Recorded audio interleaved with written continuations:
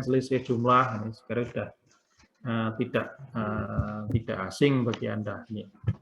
Jadi ada gabungan, irisan, komplemen, selisih jumlah. Jadi kalau gabungan seperti ini, ya, jadi A union B itu adalah anggotanya adalah X, di mana X anggota pada A atau X anggota pada B, ya. Oke, dan gabungan, kemudian untuk irisan, saya kira juga tidak asing, kita bisa lewati. Ini. Jadi irisan B, ya, ini penggabungannya ini, ya, jadi penghubungnya ini adalah dan, ya. Jadi sehingga dengan demikian X elemen A dan X elemen B, berarti X berarti harus berada di kedua himpunan ini. Oke, irisan, kemudian komplemen itu yang bukan merupakan anggota, ya. Ini jadi anggota pada himpunan semesta, tetapi bukan anggota pada A, itu untuk yang A komplemen. Ini kemudian untuk yang selisih,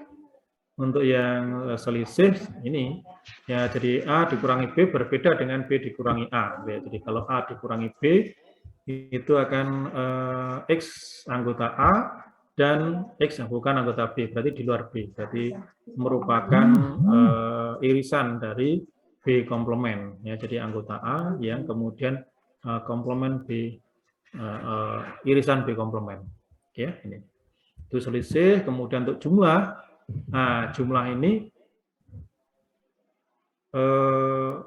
hampir sama dengan gabungan, tapi irisannya tidak diambil, ya. Jadi kalau misalkan seperti ini A dan B itu, nah A-nya itu ada di sini dan ya, yang irisannya itu tidak diambil, itu adalah jumlah.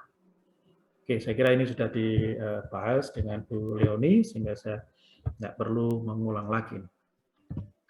Oke, nah beberapa hukum pada operasi himpunan ini yang kiri dan yang kanan ini apa dikenal dengan apa istilahnya? Kalau yang kiri itu A, irisan A itu sama dengan A, maka yang di kanan A union A itu sama dengan A. Itu ya ini. Sehingga kemudian komutatif juga demikian. A irisan B itu sama dengan B irisan A, itu di kanan juga ada A union B ini akan sama dengan B union A. Begitu. Kemudian kalau ada ini semesta itu diganti dengan himpunan kosong dan himpunan kosong diganti dengan semesta. Union diganti irisan, irisan diganti dengan union. Nah, maka hubungan dari yang kiri dan kanan ini disebut apa? Idempoten. Bukan itu salah satu topiknya. Jadi untuk yang kiri kan, jadi yang kiri ini apanya yang kanan atau yang kanan ini apanya yang kiri kalau seperti ini.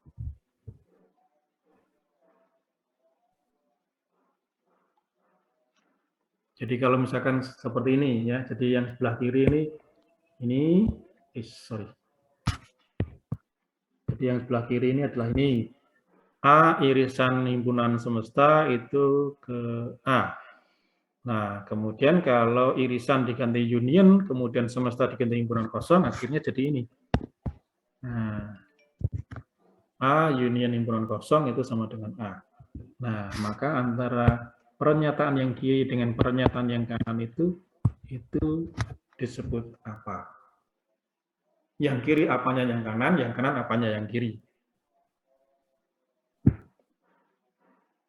Jadi kalau pernyataan itu union diganti dengan irisan diganti union, kemudian himpunan semesta diganti dengan himpunan kosong diganti himpunan semesta, maka sehingga dengan demikian kalau kita kalau namanya hukum ya, hukum operasi bilangan, kita cukup membuktikan saja yang sebelah kiri ini sudah benar, maka sebelah kanannya otomatis benar. Ya. Nah, ini yang disebut sebagai dual.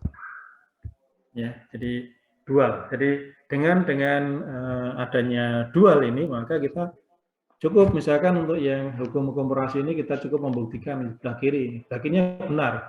A irisan A sama dengan A, Maka kalau irisan tadi kita ganti dengan gabungan, maka ini akan juga benar. A gabungan A itu akan sama dengan A. Ini, demikian juga ini. A irisan himpunan semesta sama dengan A. Maka kalau irisan diganti dengan gabungan himpunan semesta diganti dengan himpunan kosong, maka akan jadi seperti ini, dan ini pasti benar. A union himpunan kosong itu akan sama dengan A. Jadi ini ada dual. Ya, jadi yang mereka semuanya, yang kiri dan kanan, ini mereka ini adalah dual satu sama lain. Ya, jadi dual. Ya. Kok ini jadi bual?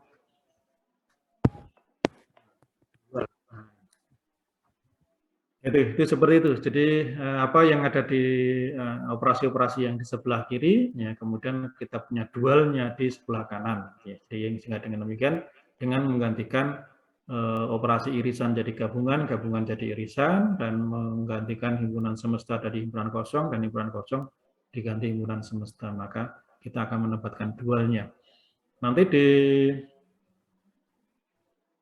konteks yang bagian terakhir pembahasan kita ini seperti pada contohnya di ini aljabar Boole, ya, nanti kita juga akan punya dual, karena nanti di aljabar Boole itu juga nanti kita akan membahas hukum-hukum operasi yang ada pada aljabar Boole itu sendiri, ya, sehingga nanti di dalam aljabar Boole ini juga akan bisa kita mengenal dual, sehingga untuk dualnya tidak perlu kita buktikan, ya, cukup kita suatu pernyataan kita buktikan kebenarannya, maka dualnya pasti akan benar. Oke, ini mengenai hukum pada operasi-operasi himpunan tadi ya. Berikutnya, oke, kita masuk pada diagram Venn, ya. Pada diagram Venn. Oke, diagram Venn adalah cara efektif untuk menggambarkan relasi atau operasi antara himpunan-himpunan yang dengan menggunakan diagram Venn. Jadi efektif di sini. Sehingga kalau misalkan, nah kayaknya seperti ini, misalkan A union B. Nah union B itu berapa? Ada nggak irisan di dalamnya? Oke, ya jadi kalau misalkan A union B, A, kemudian di sini B. Nah kemudian ada yang beririsan di sini ada 4 dan 7. Oke, ya sehingga di sini ada 2 dan 9 di luar sini. Kemudian di sini ada 1, 6, dan 10. Nah ini, sehingga kita dengan diagram Venn kita akan bisa mendapatkan gambaran tentang apa operasi mereka, hasil operasi mereka, atau apakah ini apa namanya, bagaimana relasi di antara kedua himpunan tadi. Sehingga dengan demikian, dengan satu operasi biner ini, ya kita dengan mudah akan bisa menjawab ini ya. Jadi A union B ya berarti semuanya. Ya, kemudian kalau A irisan B ya berarti 47. Oke, ini. Kemudian B, nah sekarang C 357. Oke, 357, sehingga dengan demikian 7 ini merupakan sekutu di antara ketiganya. Sementara 9 itu adanya di ini. 9 itu adanya di mana nih? 9 ada di A dan C. Oke, sehingga kalau kita buat C gitu ya, ya maka akan seperti ini. 3, 9, nah. Oke, seperti ini. Ya, 3, 9, 7, lalu ada 35. Oke, nggak ada di lain. Nggak ada di lain tempat. 3 dan 5 ada di sini. Nah, ini yang C. Ya, dengan struktur semacam ini, maka kita akan mudah ya. Ini C komplement. Nah, C komplement kan hanya 97. Nah, kalau diiris dengan B, ya hasilnya hanya 7 nantinya. Begitu. Dan seterusnya. Sehingga dengan demikian, diagram Venn ini akan mempermudah kita untuk melihat bagaimana relasinya antara dua himpunan, bagaimana operasi hasil operasinya antara dua himpunan, ya, sehingga dengan demikian ini akan relatif lebih memudahkan kita. Ilustrasi diagram Venn akan lebih memudahkan kita untuk ya kalau misalkan dalam perhitungan kita masih menggunakan rumus-rumus, ya, jadi yang nanti akan A union B, A irisan B ini isinya apa? Ya, A union B atau A plus B dan seterusnya. Ini hasilnya apa? Ya, dengan rumusan-rumusan itu kita masih mengkontrol satu persatu. Ya. Tapi kalau dengan digambarkan dengan diagram Venn, maka operasi apa namanya perhitungan ini lebih efektif untuk mendapatkan hasil. Oke, nah, sehingga diagram Venn itu kemudian dikembangkan untuk misalkan kita melihat suatu survei atau mendapatkan suatu data-data kuantitas, ya, sehingga dengan demikian kita akan bisa melihat, ya, jadi untuk menggambarkan relasinya gimana, operasinya gimana, sehingga dengan demikian kita akan bisa lebih efektif juga untuk mendapatkan hasilnya. Nah, ini kalau secara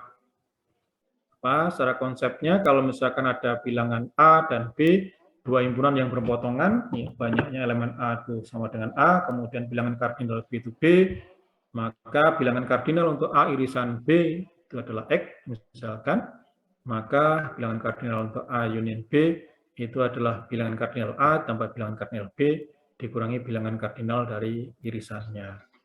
Itu secara untuk mendapatkan berapa banyaknya, ya, jadi berapa banyaknya elemen, ya, yang ada di dalam suatu himpunan. Sehingga nah ini diagram Venn ini misalkan untuk dua himpunan saja, ya. Jadi dua himpunan saja itu, jadi di sebuah rawarung ada 100 tamu, ya. 65 tamu pesan pecel, 58 tamu pesan soto, dan semua tamu pesan paling sedikit satu. Sehingga dengan demikian, ya, kita tinggal melihat ini, membuat diagram. Mana ini aja? Di sini aja. Oke. Ya, di sini ada pecel, ya, di sini P, kemudian S soto. Dan ada 100 tamu semuanya. Ya, jadi ada 100 tamu, kemudian 65 pesan pecel, ya. Jadi di sini ada 65, ini pesan pecel 65. Kemudian memesan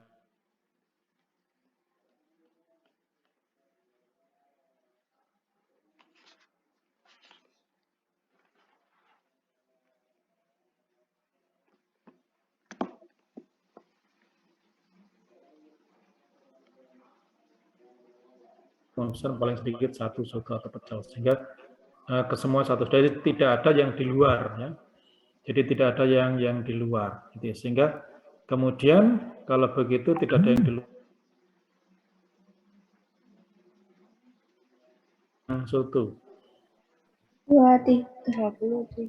Ya, dari 65 tambah 58 dikurangi 100. Oke, jadi 23 ada di sini.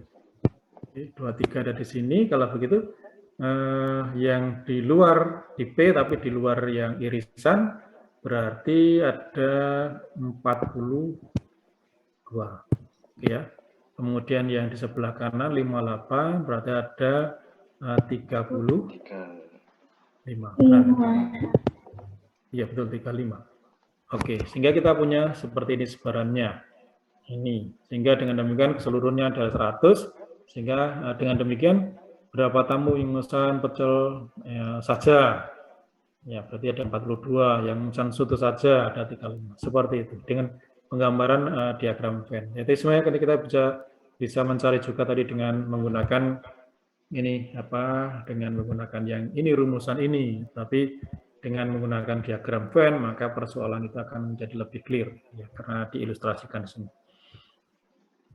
Oke, nah ini pengembangannya. Kalau misalkan diagram Venn-nya untuk tiga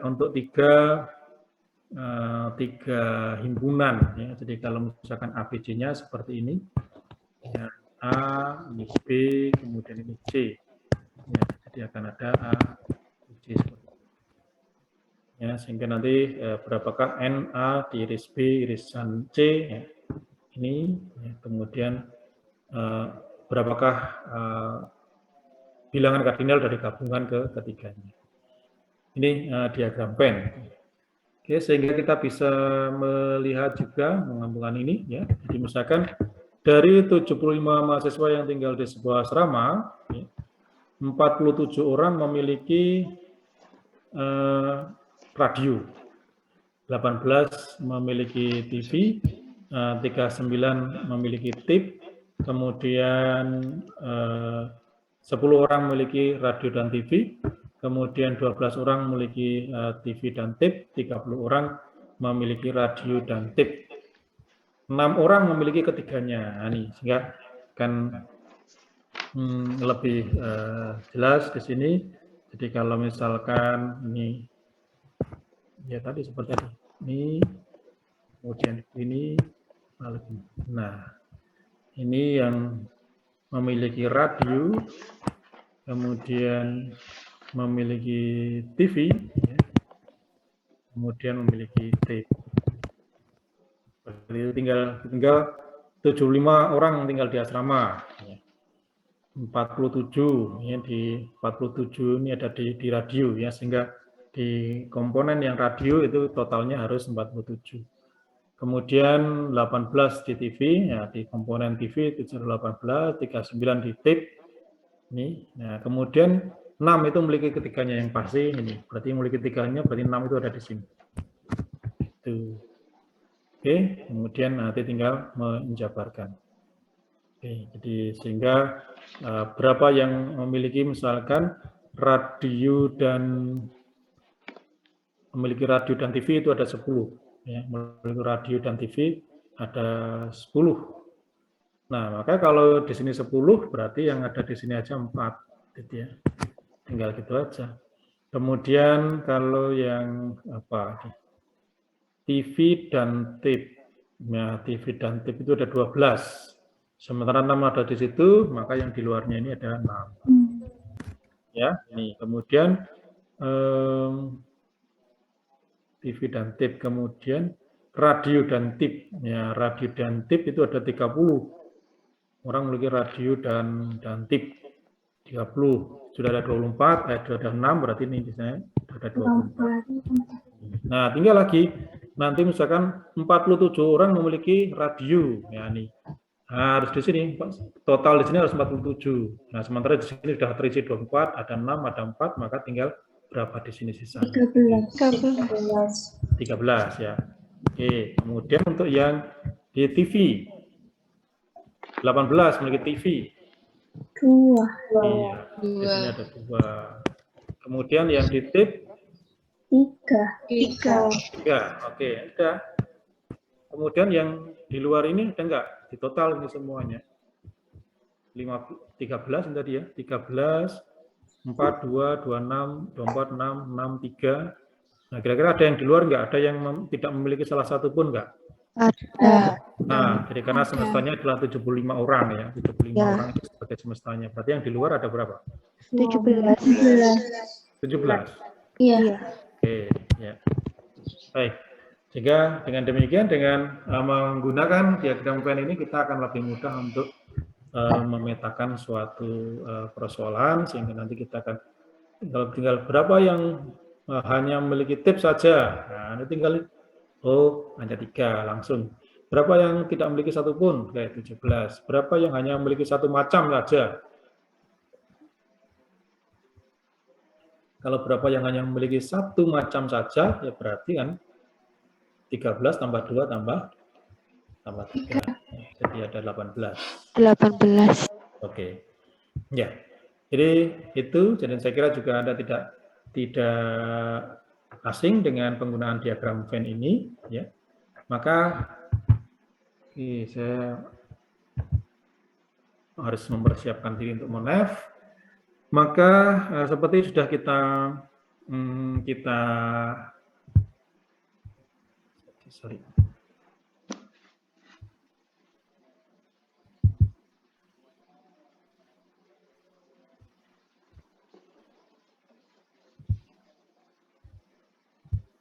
ya, seperti yang sudah kita